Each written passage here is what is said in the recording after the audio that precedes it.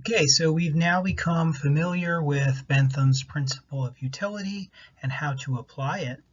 And we've noticed that for Bentham, happiness just is pleasure in the absence of pain, and unhappiness is pain in the absence of pleasure. So with that as the basic principle of Bentham's moral philosophy or his ethical theory, basically the claim that we ought to do the thing that maximizes pleasure and minimizes pain for the greatest number of people affected, the largest community affected by our actions. The question is, what would Bentham say about each of these things listed on this slide? And hopefully you've thought about this a little bit and maybe jotted down an answer for yourself about what you think he would say about each of these things. Consider punishment first. So the way I would like to share Bentham's opinions about punishment and his advocacy work about punishment is by first considering some of the reasons that could be given for why punishment is a good idea. These are, you could say, justifications for punishment in a society.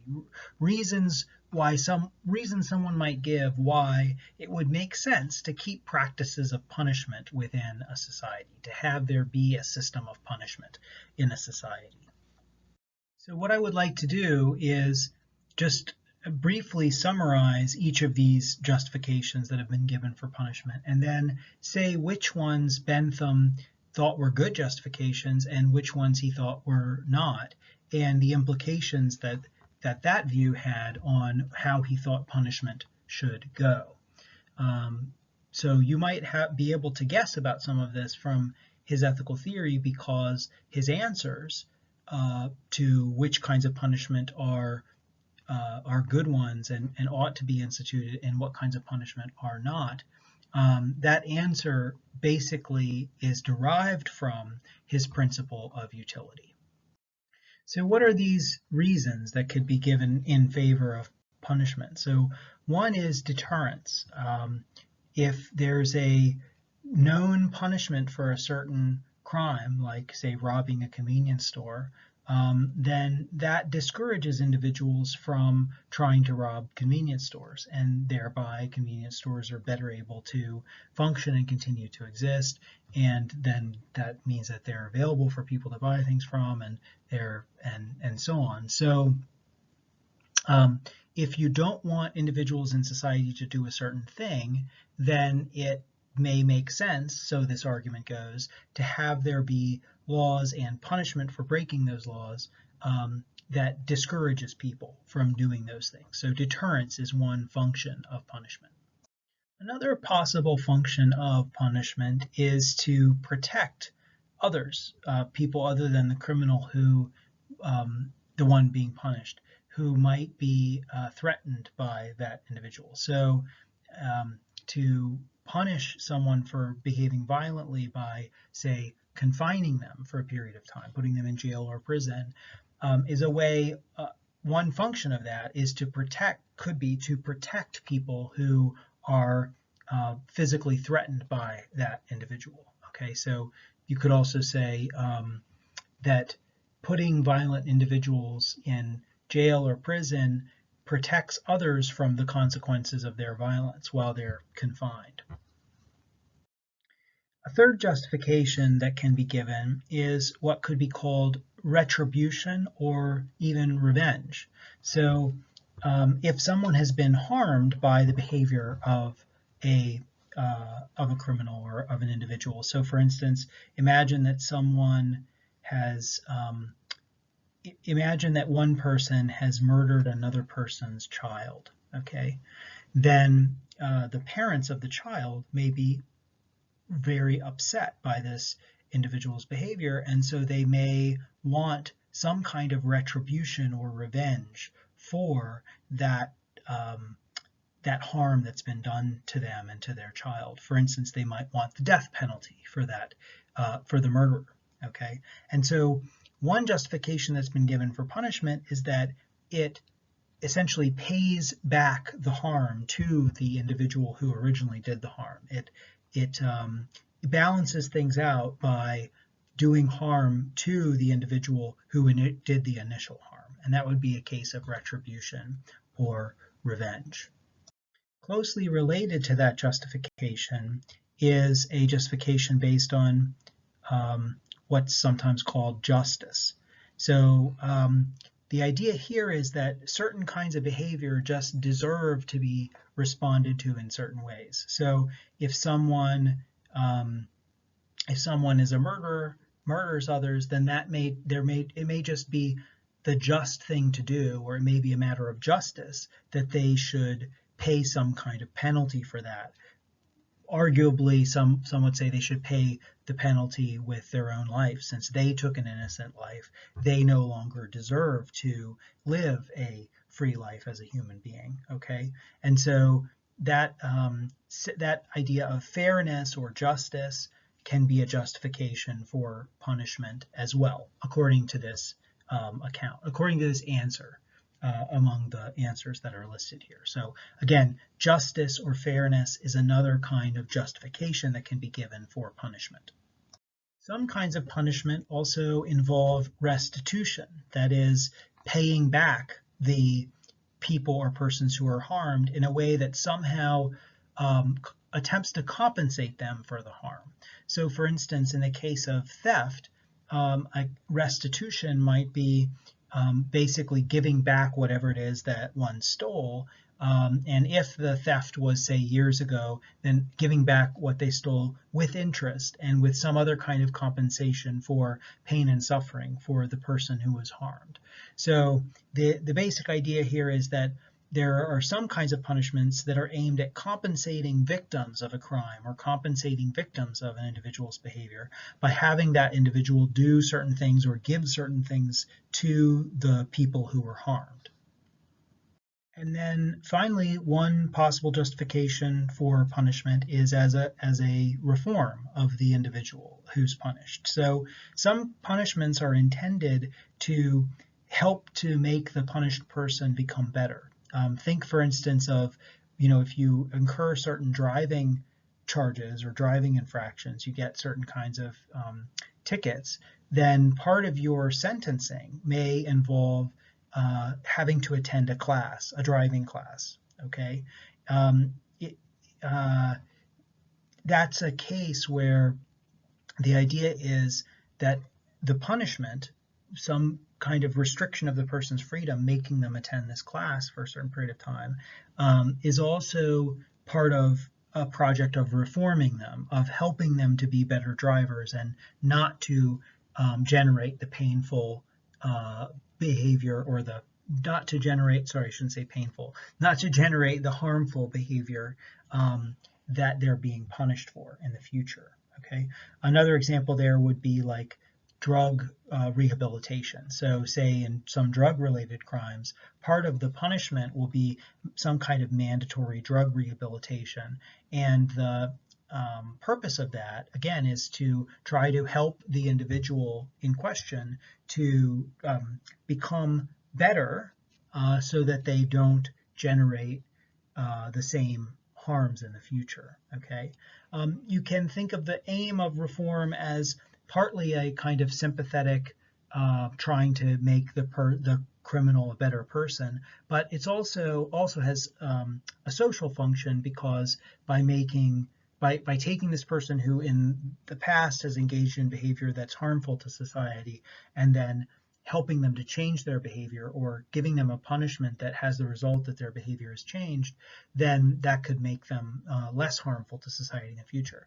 Cases of reform also, punishments that are intended to reform, also sometimes have kind of sinister applications. You can think, for instance, of some reforms that were conducted in the Middle Ages, some reforming type punishments that were intended to like torture heretics to get them to change their religious beliefs, right? People who didn't have precisely the right religious beliefs could be put under torture until they finally changed their religious opinion and said that they believed the thing that the punishers wanted them to say that they believed in. You can think of similar kinds of reform programs in particular political context, like getting someone to declare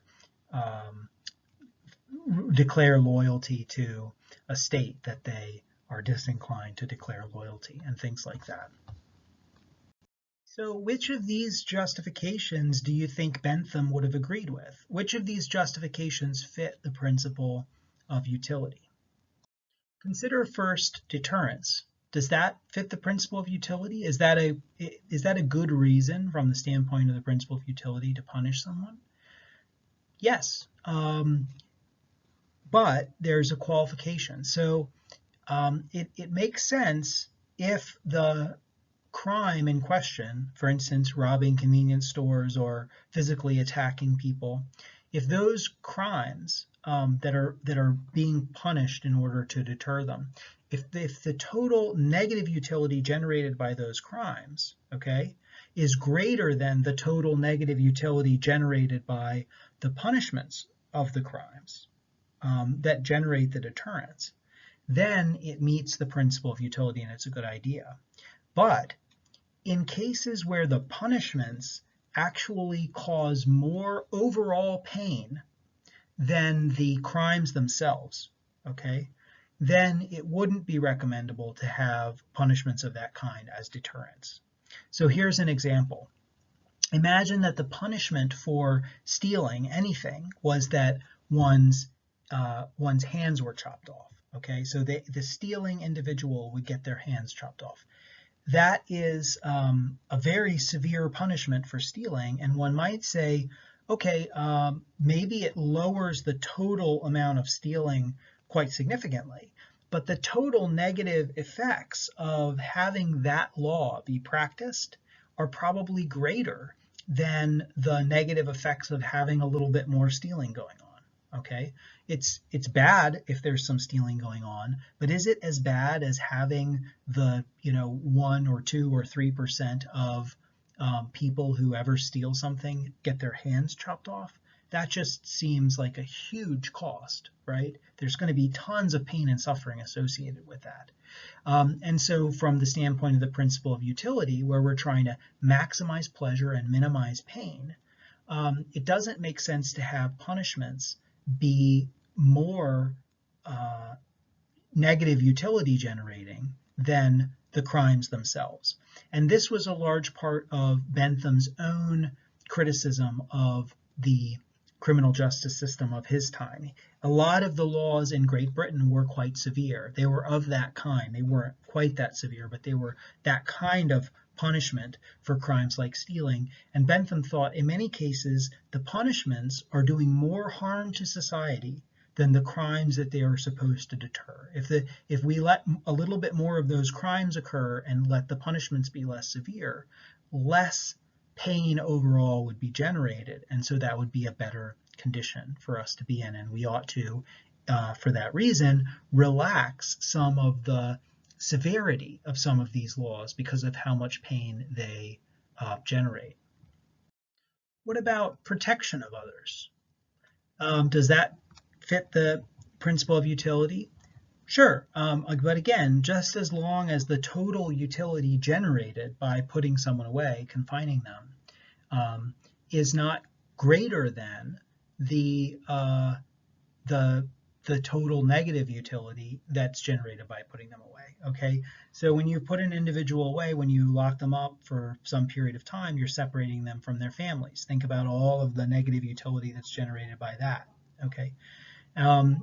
If you isolate them, if you put them in some kind of solitary confinement, that can be extremely painful for an individual, for a human being. We're social beings. It's very, very hard to live a life. Imagine what living life would be like if you didn't ever have a conversation with anybody for weeks at a time. It just would be horrendous, right?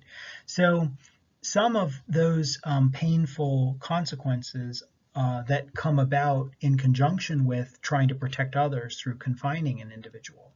Bentham would want to ameliorate some of that if possible. If the only purpose of putting someone away is the only justification for that in a given case is that would protect others from their violent behavior. Say someone who has severe mental health issues and is sometimes violent, okay? Well, Bentham would say, okay, yeah, it's maybe a good idea to put that person away, confine them in some way to protect others from their effects.